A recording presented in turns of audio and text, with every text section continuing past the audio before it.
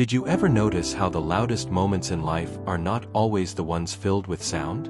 Sometimes, the true noise lives inside us, a scattering of the heart, a fragmentation of focus, a soul pulled in 1,000 directions at once. We are told to adapt, to multitask, to keep pace with the chaos around us. But what if the answer is not to move faster, but to become still? What if the antidote to outer turmoil is not action, but the quiet discipline of an undivided heart? 500 years ago, a scribe discovered this truth in the most unlikely place, a monastery consumed by noise. His name was Brother William, and his story reminds us that focus is not about silencing the world. It is about refusing to let the world silence what matters most. The year was 1443, and the monastery of St. Petrock clung to the Cornish cliffs like a barnacle to weathered rock. Brother William, a scribe of 42 years, had spent 2 decades within these stone halls, his life devoted to the sacred work of copying manuscripts, preserving the wisdom of ages with ink and parchment, one careful stroke at a time. But the monastery had become a cauldron of noise. The abbot had fallen gravely ill, and Brother Nathaniel, the prior, had assumed temporary leadership with all the grace of a bull in a pottery shop. Nathaniel believed in action, in visible productivity, in the constant motion of reform. Within weeks, he had reorganized the prayer schedules, redirected the work rotations, and invited a steady stream of visiting clergy to consult on the monastery's future. The silence that William had cherished for 20 years evaporated like morning mist. Bells rang at irregular hours. Urgent meetings interrupted the rhythm of work. Heated debates about doctrine echoed through corridors that once knew only whispered prayers. Every brother had an opinion about the monastery's direction, and every opinion demanded immediate attention.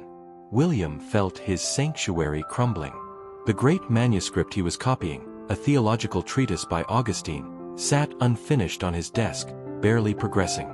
Each time he settled into the careful work of transcription, someone would burst into the scriptorium with news of another crisis, another decision that required community input, another voice demanding he choose a side.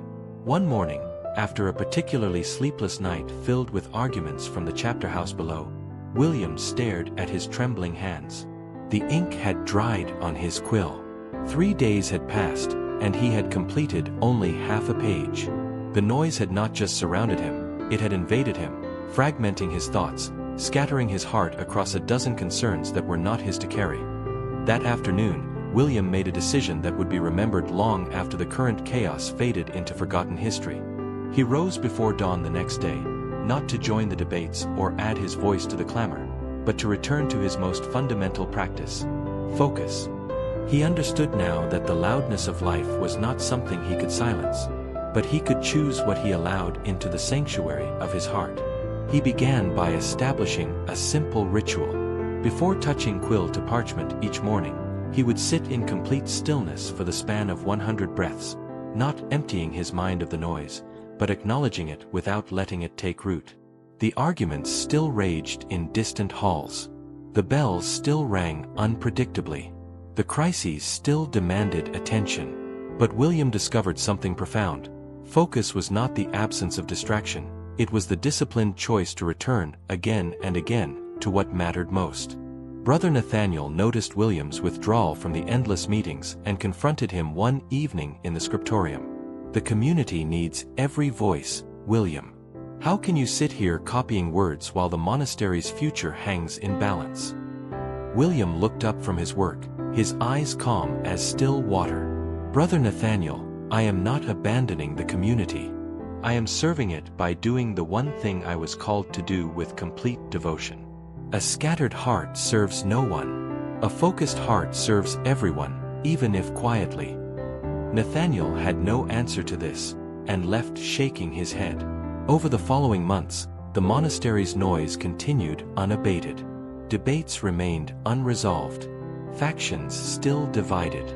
Urgent matters multiplied like weeds after rain. But William's manuscript grew steadily, page by page, each letter formed with the precision that only a focused heart could achieve. While others exhausted themselves in passionate arguments about the monastery's direction, William poured his energy into the singular work before him. When the abbot finally recovered and peace gradually returned to St. Petrock, the community gathered to assess what had been accomplished during those turbulent months. They discovered something sobering.